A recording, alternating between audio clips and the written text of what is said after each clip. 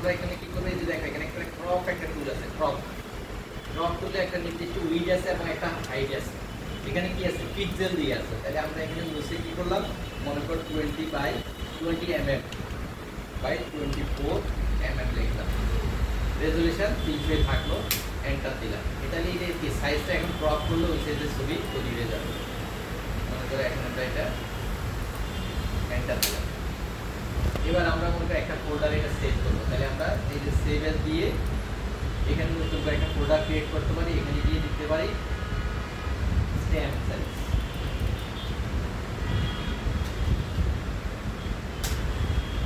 তাহলে stamp size নামে একটা দিলাম, দিয়ে সেভে ক্লিক করলাম। এখন সে বললো এটা সাইজ কতটুকু আছে, 53 কে আছে, কোনো সমস্যা নেই, 53 কে হিসেবে আমরা দিয়ে দিলাম। কন্ট্রোল ডাব্লিউ দিয়ে ফাইলটা ক্লোজ করলাম।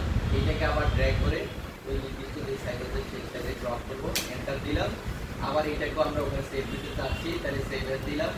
কোথায় যে স্ট্যাম্প সাইজ যে ফোল্ডারটা আছে সেটাকে দেখা দিলাম, সেভ করলাম। এখানে কত 92 কে, সমস্যা নেই। কন্ট্রোল ডাব্লিউ দিয়ে এটাকে ক্লোজ করলাম, এটাকে ক্রপ করবো,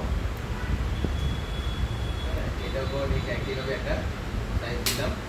হ্যাঁ, এটাকে ফাইলে গিয়ে সেভ এস দিলাম, স্ট্যাম্প সাইজের ফোল্ডারে গিয়ে এটাকে সেভ করবো। তাই সেক্ষেত্রে এটা কত 47 কে আছে, সমস্যা নাই, দিলাম। কন্ট্রোল ডাব্লিউ দিলাম, এটাকে ক্রপ করবো, সেক্ষেত্রে দিলাম। তারপরে ফাইলে গিয়ে সেভ এস দিলাম, স্ট্যাম্প সাইজের ক্লিক করলাম, ক্লিক করলাম, একটা সাইজ এটা হলো কত 5 কে, কন্ট্রোল ডাব্লিউ দিলাম, এটাকে মনে করো ক্রপ করবো, করলাম।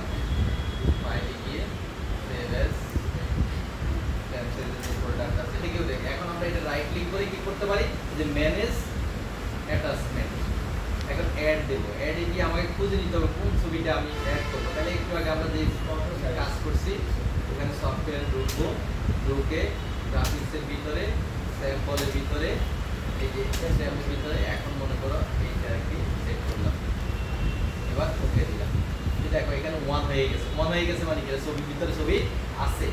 এবার এটাতে আমরা অ্যাড করতে যাচ্ছি। এটাতে গিয়ে কি করলাম, ম্যানেজ অ্যাটাচমেন্ট দিলাম, এটা হলো সুমন। তাহলে এটাতে দিয়ে দিলাম একটা, দিলাম। তারপরে মনে করো এটাতে একটা ছবি অ্যাড করবো, অ্যাড দিলাম। তারপরে মনে করো দিলাম, অ্যাড দিলাম। এরপরেরটাতে ঠিক একইভাবে কাজ করতে হবে মূলত ফর্ম ফাইলের মধ্যে। এখন তাহলে আমরা একটা ফর্ম ফাইল তৈরি করবো, কাকে নিয়ে, এই ডাটাকে নিয়ে। তাহলে আমরা কি করতে পারি, ক্রিয়েটে গিয়ে ফর্ম উইজার্ড, ঠিক আছে, ফর্ম উইজার্ড দিলাম। সবগুলো ডাটা ফিল নিতে চাইলে নিতে পারি, বাদও দিতে পারি। আমি যাচ্ছি এটা বেশি হয়ে যাবে, বাদ দিয়ে দিই কিছু। হ্যাঁ, মনে করো কমেন্টসটা বাদ দিয়ে দিলাম, কমেন্টসটা বাদ। তারপরে মনে করো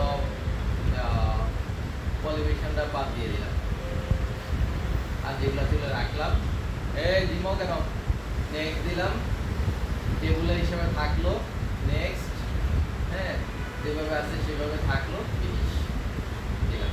এখন দেখো এই যে এখানে এই যে আমির তার ছবিটা এখানে শুরু করছি। যে পরবর্তী যে যাচ্ছি, এই যে এটা হলো সুমন, হ্যাঁ, তারপরে রাজন, তারপরে রেহানা, মনোয়ারা, বৃষ্টি, তারপরে আকাশ। হ্যাঁ, ঠিক আছে। তাহলে এইভাবে কি আমরা ছবিগুলো এইভাবে দেখতে পারি, তার ছবিগুলো পাশাপাশি এইভাবে দিয়ে সেট করার সুযোগ আছে। তাহলে এইভাবে প্রয়োজন মতো ছবি সেট করা যাবে।